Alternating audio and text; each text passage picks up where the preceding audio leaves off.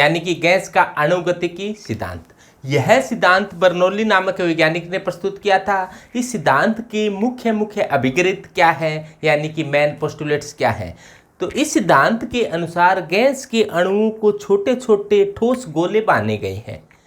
इनके मध्य आकर्षण व प्रतिकर्षण बल नहीं लगता है, यानी कि गैस है वो छोटे छोटे गोलों के रूप में पाई जाती है। इन गोलों के बीच में आकर्षण और प्रतिकर्षण बल कुछ भी नहीं लगता है।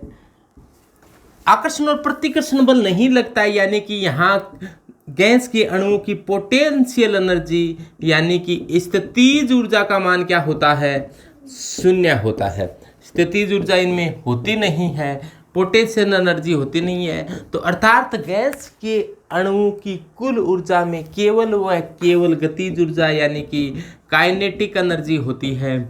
और अपने जानते हैं काइनेटिक एनर्जी होती है वो केवल और केवल ताप पर निर्भर करती है। काइनेटिक एनर्जी समानुपाती किसकी होती है, टी के होती है। यानी काइनेटिक एनर्जी को आप 1/2 mv² कहते हैं। ये ताप के सीधे समानुपाती होती है। यानी कि गैस की अंदर स्थितिज ऊर्जा बिल्कुल नहीं होती, केवल काइनेटिक एनर्जी होती है, वो ताप पर डिपेंड करती है। जिस पात्र में भी गैस को रखा जाता है वो पात्र की दीवारों पर एक दाब लगाती है। जैसे मान लो एक घनाकार पात्र के अंदर आपने गैस को रखा है, तो ये क्या करेगी, गैस के अणु पात्र की दीवारों पर से टकराएंगे और पात्र की दीवारों से टकराते हैं। तो मान लो ये गैस के अणु हैं, गैस के अणु पात्र की दीवारों पर टकराते हैं, टकराकर पात्र की दीवारों पर एक दाब लगाते हैं। जैसे ये टकराएंगे तो पात्र की दीवारों पर एक दाब लगेगा, वो उस दाब का मान होता है 1/3 रो VRMS की स्क्वायर। ये पात्र की दीवारों पर दाब लगता है। रो ये गैस का घनत्व है, VRMS यानी कि इस गैस के अणु का वर्ग माध्य मूल वेग होता है। यानी कि गैस के अणु जब भी टकराते हैं तो गैस के अणु लगातार टकराते रहते हैं और गैस के अणु पात्र की दीवारों पर एक लगातार दाब लगाते हैं। उस दाब का मान ये निश्चित होता है। अपने KTG के सिद्धांत से इसकी स्थापना भी करेंगे कि ये दाब का सूत्र कहाँ से आ गया है।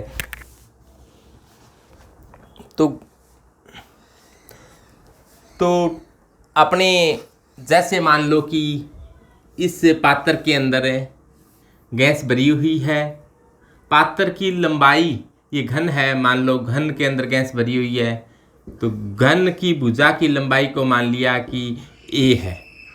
घन की भुजा की लंबाई को मान लिया a है और इसके अंदर गैस भरी हुई है।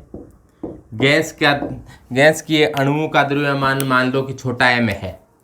ये मान लो कि ये छोटा m द्रव्यमान के गैस के अणु है।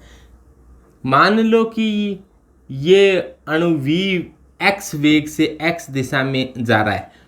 ये मान लो x दिशा में जा रहा है vx वेग से, तो इसका संवेग होगा, अपने ऐसे कहते हैं m द्रव्यमान का कोई कण है, m द्रव्यमान का कण x दिशा में vx वेग से जा रहा है, vx वेग से जा रहा है। अतः संवेग क्या होगा, तो संवेग का मान होगा वो mvx होगा।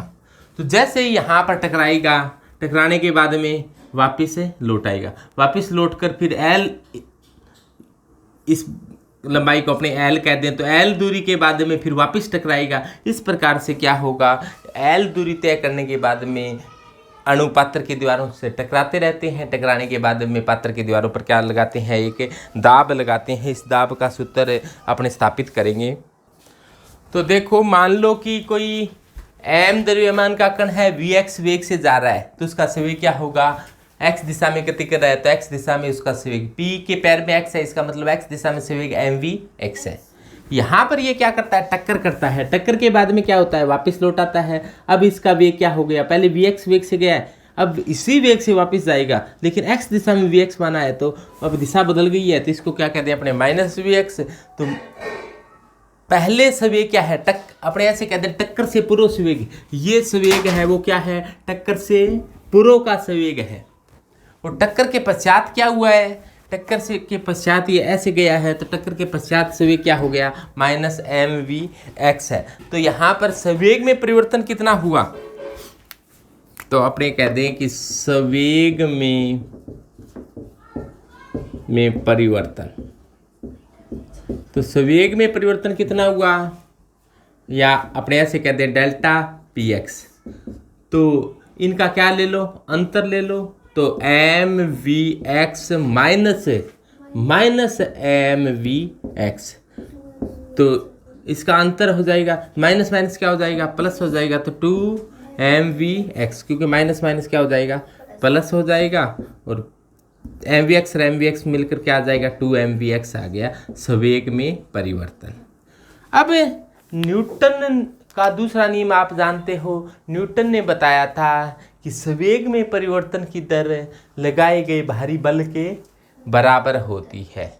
संवेग में परिवर्तन की दर बाहरी बल के बराबर होती है। तो न्यूटन ने पहला नियम तो दिया था जड़त्व का नियम, की जो स्थिर है वो स्थिर रहना चाहता है, और जो गतिशील है वो गतिशील रहना चाहता है जब तक उस पर कोई बाहरी बल काम न करे। लेकिन उसके कई एग्जाम्पल बताए थे, जैसे मान लो अचानक ही बस चल पड़े तो अपने पीछे की तरफ है, और अचानक ही कोई ब्रेक लगा दे तो अपने आगे की तरफ जाते हैं, तो वो जड़त्व का नहीं था। इसके बाद में जो दूसरा नियम दिया गया था कि संवेग में परिवर्तन की दर लगाई गई बाहरी बल के बराबर होती है, यानी कि F बराबर क्या होता है, F बराबर dp अपॉन dt, यानी कि संवेग में परिवर्तन की दर लगाई गई बाहरी बल के बराबर होती है। मान लो यहाँ पर संवेग में परिवर्तन x दिशा में हुआ है, तो बल किधर लगेगा, x दिशा में ही लगेगा। तो dp संवेग में परिवर्तन कितना हुआ है, mvx, तो x का मान क्या आ जाएगा,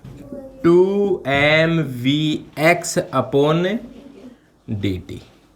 ये dt क्या है, इस प्रोसेस के दौरान कितना टाइम लगा है।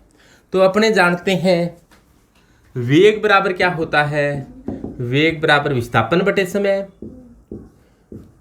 वेग बराबर क्या होता है, विस्थापन बटे समय। तो यहाँ पर विस्थापन कितना हुआ है, L का, यानी कि दूरी कितनी चली है, L, और इस दूरी में वेग क्या है, vx वेग से गया है, विस्थापन कितना हुआ है L का, और समय कितना है t। तो अपने को t निकालना हो तो क्या हो जाएगा, L अपॉन vx। तो t की जगह आप क्या लिख सकते हो, L अपॉन vx। तो टाइम का मान इस सूत्र में रख दिया जाए कि t बराबर L अपॉन vx है, तो fx का मान क्या हो जाएगा कि 2mvx upon L upon vx। vx बटे से भी बटे में आ गया तो कहाँ चला जाएगा, ऊपर, तो vx ऊपर चला जाएगा, तो इसको कैसे लिख सकते हैं अपने 2mvx, और ये एक vx ऊपर और आ गया तो vx इंटू vx, तो vx की स्क्वायर अपॉन l। तो ये आ गया x दिशा में लगने वाला बल, x दिशा में लगने वाला बल, x दिशा में लगने वाला बल कितना आ गया, fx का मान 2mvx की स्क्वायर अपॉन l। x दिशा में बल इतना लगता है, तो इसी प्रकार y दिशा में भी बल लगेगा। तो आपने ऐसे कह सकते हैं ना कि y दिशा में लगने वाला बल को Fy से कह दें, तो कितना हो जाएगा 2mvy की स्क्वायर अपॉन l। और इसी प्रकार z दिशा में कितना बल लगेगा, इसको Fz कह दें, तो 2mvz की स्क्वायर अपॉन l। तो इस प्रकार से x दिशा में, y दिशा में और z दिशा में बल लगेंगे। तो x दिशा में लगने वाला बल, y दिशा में लगने वाला बल और z दिशा में लगने वाले बल है, तो सभी दिशाओं में लगने वाला कुल बल कितना है, सभी दिशाओं में लगने वाला कुल बल, सभी दिशाओं में, यानी कि पत्र की दीवारों पर लगने वाला कुल बल कितना है, तो वो हो जाएगा एफ बराबर क्या हो जाएगा, F X plus F Y plus F Z. एक ही दिशा में ज्ञात करना होता तो इसको आप सदिश योग करना जरूरी होता है, लेकिन अपने सभी दिशाओं में देख रहे हैं पत्र की दीवारों के, यहाँ कितना बल लगा है, यहाँ कितना बल लगा है, और आगे वाली दीवार पर या पीछे वाली दीवार पर कितना बल लगा है, तो आप सिंपल जोड़ कर सकते हो, एफ बराबर F X plus F Y plus F Z.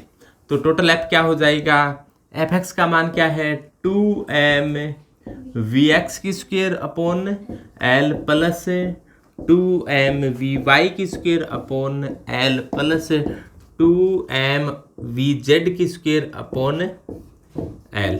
तो 2m अपॉन एल तो कॉमन ले लो, तो एफ बराबर क्या जाएगा 2m अपॉन एल कॉमन ले लिया तो क्या आ गया वी एक्स की स्क्वेयर प्लस वी वाई की स्क्वेयर प्लस वी जेड की स्क्वेयर। तो ये आ गया टोटल एफ का मान। और वी एक्स की स्क्वेयर एक होता है, इन तीनों का ही क्या कर दें, वी की स्क्वेयर बराबर क्या होता है वी एक्स की स्क्वेयर प्लस वी वाई की स्क्वेयर प्लस वी जेड की स्क्वेयर, वी जेड की स्क्वेयर। तो ये तो क्या है, इस इनके वेग की स्क्वेयर की हुई है, तो ये तो क्या है वर्ग। और माध्य करना हो तो इसका v निकालना हो तो क्या करते हैं, इसका वी एक्स की स्क्वेयर प्लस वी वाई की स्क्वेयर प्लस वी जेड की स्क्वेयर, तो इसको कहते हैं वर्ग। वर्ग किया फिर माध्य किया, वर्ग माध्य मूल वी आर एम एस, वर्ग माध्य वर्गमूल इसको कहते हैं वर्गमूल। तो यहाँ पर अपने इसको v की स्क्वेयर से दर्शा दें तो क्या आ जाएगा, एफ बराबर है 2m अपॉन एल वी की स्क्वेयर। तो एफ बराबर एफ का मान आ गया 2m वी की स्क्वेयर अपॉन एल। तो देखो ये तो क्या हो गया वर्ग, माध्य का मतलब ये 3 है तो अपने 3 का भाग दिया जाता है, वर्ग का फिर माध्य और फिर वर्गमूल किया जाता है, तो उसे भी आरएमएस कहते हैं। रूट मीन स्क्वेयर, आरएमएस का मतलब रूट मीन और स्क्वेयर, यानी कि पहले स्क्वेयर किया फिर मीन किया, इसका मीन का मतलब कितने को जोड़ा है उतने का भाग दे दो, और फिर रूट किया इसका, फिर रूट किया, यानी कि पहले स्क्वेयर किया फिर मीन किया और फिर रूट किया। तो इस प्रकार से ये बल का मान ये आ गया, यानी कि वी एक्स की स्क्वेयर प्लस वी वाई की स्क्वेयर प्लस वी जेड की स्क्वेयर को अपने वी स्क्वेयर लिख दिया। तो टोटल बल का मान आ गया कि एक अणु द्वारा लगाया गया बल इतना है। तो अपने फिर है कि अपने निकालना चाहते हैं दाब, तो दाब बराबर क्या होता है बल बटे क्षेत्रफल। दाब बराबर होता है बल बटे क्षेत्रफल का मात्रक, बल को अपने एफ से लिखते हैं, क्षेत्रफल को अपने ए से लिखते हैं। बल का मात्रक न्यूटन होता है, क्षेत्रफल का मात्रक मीटर की स्क्वायर होता है, दाब का मात्रक न्यूटन अपॉन मीटर की स्क्वायर हो जाएगा। तब ये घन है, घन का क्षेत्रफल कितना होता है, घन का क्षेत्रफल, घन का क्षेत्रफल क्या होता है 6 इंटू भुजा की स्क्वायर। तो यहाँ पर भुजा कितनी है एल है, भुजा को एल से लिखा है तो एल की स्क्वायर 6l की स्क्वायर हो जाएगा इसका क्षेत्रफल। और तो P का मान क्या आ जाएगा, एफ अपॉन एल होता है, सॉरी एफ अपॉन ए होता है, और एफ का मान तो अपने ज्ञात कर लिया, कितना आया है कि 2m we square upon L और 6l की स्क्वायर। तो यहाँ पर क्या लगा दो 6l की स्क्वायर, तो क्या आ जाएगा P बराबर है 2m वी स्क्वायर अपॉन, तो 2 से ये तो क्या हो जाएगा 3 आ जाएगा, तो इसको तो क्या कह सकते हैं यहाँ पर बचा 1/3, तो 1/3 m वी की स्क्वायर अपॉन l की क्यूब है, l की क्यूब को क्या लिख सकते हैं अपने बड़ा v, एल की क्यूब को क्या लिख सकते हैं बड़ा v, यानी कि ये घन है। और घन का आयतन क्या होता है, घन का आयतन होता है भुजा की क्यूब, तो भुजा क्या है इसकी एल है, तो L की क्या आ जाएगी, क्यूब। तो यहाँ पर इसकी जगह लिख सकते हैं V, तो यहाँ पर V लिख दें तो क्या आ जाएगा, ये आ जाएगा P का मान एक अणु द्वारा आया है।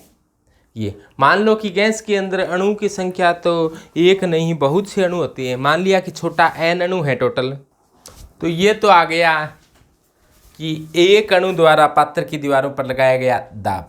तो एक अणु द्वारा पात्र की दीवारों पर लगाया गया दाब आ गया है। पात्र की दीवारों पर लगाया गया दाब कितना है, P बराबर है 1/3 mv² अपॉन v। ये v तो वेग है, ये v क्या है, आयतन है। इसको अपने छोटे v, वेग को छोटे v से लिखा है और आयतन को बड़े v से लिखा है। वेग छोटा है, आयतन मोटा है। अब देखो, मान लिया कि गैस में कुल अणुओं की संख्या स्मॉल n है, गैस के कुल अणुओं की संख्या स्मॉल n है। एक अणु द्वारा पात्र की दीवारों पर इतना दाब लगाया जाता है, तो n अणु द्वारा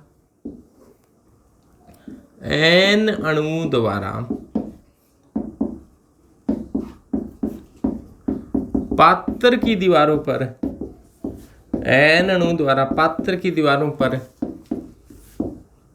लगाया गया कुल दाब कितना है, लगाया गया कुल दाब। n अणु द्वारा पत्र की दीवार पर लगाया गया कुल दाब क्या हो जाएगा, P बराबर है 1/3 mv² अपॉन v। ये तो एक अणु द्वारा है, और n अणु द्वारा कितना हो जाएगा, इसको n से गुणा कर दो तो mn/v²। तो ये टोटल दाब है n अणु द्वारा पत्र की दीवार पर लगाया गया टोटल दाब P बराबर क्या हो जाएगा 1/3 mn/v² अपॉन v। v क्या है, ये v वेग है, ये VRMS वेग है, RMS वाला है रूट मीन स्क्वायर वाला। तो P बराबर आ जाएगा 1/3 mn VRMS² अपॉन v। तो ये तो आ जाएगा दाब का सूत्र। v को इधर ले जाओ तो क्या आ जाएगा 3PV, सॉरी अपने VV को इधर ले जाएं तो PV बराबर 1/3 mn VRMS²। ऐसे याद रखो, ऐसे याद रखो। मान लो कि गैस का कुल द्रव्यमान कितना है, गैस का कुल द्रव्यमान, गैस का कुल द्रव्यमान को बड़े m से लिखूं मैं तो क्या होगा, एक अणु का द्रव्यमान छोटा m है और कुल अणुओं की संख्या क्या है, n है। तो गैस का कुल द्रव्यमान कितना हो जाएगा, mn हो जाएगा। तो mn की जगह क्या लिख सकता हूं मैं, कैपिटल M लिख सकता हूं। अपने v को एक बार इधर ही पढ़ा रहने दो v, और mn की जगह क्या लिख सकते हैं, कैपिटल M लिख सकते हैं। और एक होता है घनत्व, घनत्व को कहा जाता है डेंसिटी। घनत्व बराबर क्या होता है, द्रव्यमान अपॉन द्रव्यमान बटे आयतन। और द्रव्यमान क्या है, डेंसिटी को अपने d से लिखिए, द्रव्यमान को m से लिखिए, आयतन को v से लिखिए। तो d क्या हो जाएगा, m अपॉन v। तो d लिखो या कई इसे रो से लिखते हैं, तो ये एक ही बात है, रो से लिखो या d से लिखो। तो अपने रो से लिख दिया जाए तो p बराबर क्या आ जाएगा 1/3 रो VRMS²। तो ये आ जाएगा दाब का छोटा सूत्र है, P बराबर 1/3 रो VRMS²। यानी कि किसी पात्र के अंदर गैस भरी हुई है तो पात्र की दीवारों पर जो दाब लगता है वो कितना लगता है, 1/3 रो VRMS² के इक्वल दाब लगता है। तो यहाँ से आप ये भी याद कर सकते हो कि इन गैस के अणु का VRMS कितना होगा।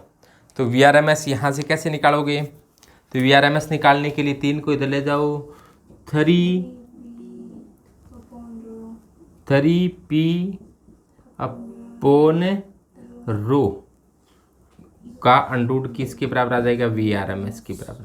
तो VRMS है वो 3P रो होता है, 3P रो, VRMS 3P रो का अंडरूट है। तो इस प्रकार से यहाँ पर वर्ग बाध्य मूल वेग भी ज्ञात किया जा सकता है। तो देखो अपने ज्ञात कर लिया कि दाब का सूत्र क्या है, P बराबर 1/3 रो VRMS की स्क्वायर।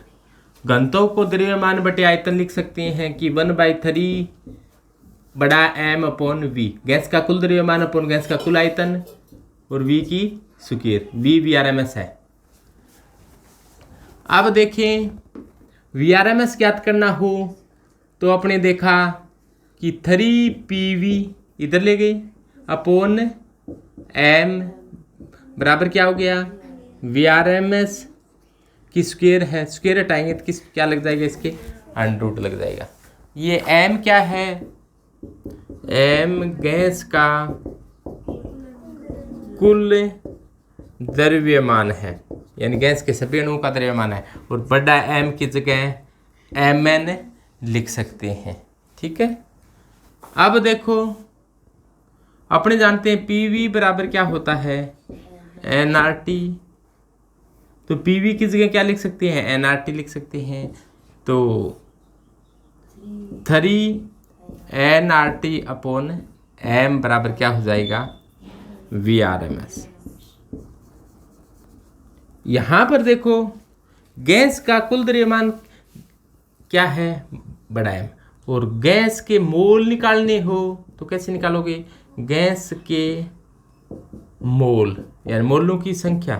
तो गैस का कुल द्रव्यमान अपॉन गैस का अणु भार, ऐसे ज्ञात करते हैं। तो यानी कि मोलों की संख्या को n से दर्शाते हैं, तो n बराबर क्या होगा, बड़ा M अपॉन MW, और बड़े M की जगह क्या लिख सकते हैं, n को इधर ले जाओ, n MW बराबर बड़ा M। एक मोल का द्रव्यमान MW होता है, n मोलों का द्रव्यमान कितना हो जाएगा, n इंटू MW। तो बड़े M में तो बहुत से मोल हो सकते हैं, तो इसको n से गुणा कर यानी कि बड़े M की जगह क्या लिख सकते हैं अपने, n इंटू MW। n से n क्या हो जाएगा, कैंसिल हो जाएगा, तो क्या जाएगा 3RT बटे MW का अंडरूट क्या आ जाएगा, VRMS के बराबर हो जाएगा। तो VRMS ज्ञात करना हो तो 3RT बटे MW होगा। और अपने VRMS ज्ञात करने का एक अन्य तरीका भी कि VRMS बराबर 3PV बटे M। यह तो बड़ा M है, ये गैस का कुल द्रव्यमान है, और ये MW क्या है, गैस का अणु भार है। तो अणु भार बढ़ेगा तो वेग क्या हो जाता है, कम हो जाता है, यानी कि भारी गैस होती है उसका वेग कम होता है। ताप बढ़ाने पर गैस के अणु का वेग बढ़ जाता है, लेकिन अंडरूट है इस पर किस प्रकार से बढ़ता है, तो अंडरूट है इस पर दाब बढ़ा दिया जाए तो भी गैस का वेग बढ़ जाता है, और ये आयतन है, आयतन बढ़ा दिया जाए तो भी गैस के अणु का वेग बढ़ जाता है। तो इस प्रकार से गैस के अणु का वेग किस पर डिपेंड करता है, यहाँ से अपने को सब कुछ पता चल रहा है कि गैस के अणु, ये तो नियतांक है ही, इसका मतलब VRMS है वो समानुपाती किसकी है, VRMS है समानुपाती अंडरूट T की है, VRMS है वो समानुपाती है वो 1/√MW की है। इन दोनों को साथ में लिखना चाहो तो आप ऐसे लिख सकते हो, VRMS समानुपाती √T और MW के, यानी ताप बढ़ेगा तो VRMS बढ़ेगा, अणु भार बढ़ेगा तो VRMS क्या होगा, कम होगा। तो आप इस प्रकार से बता सकते हैं कि ताप बढ़ाने पर वर्ग माध्य मूल वेग बढ़ जाता है, जबकि अणु भार बढ़ने पर कम हो जाता है।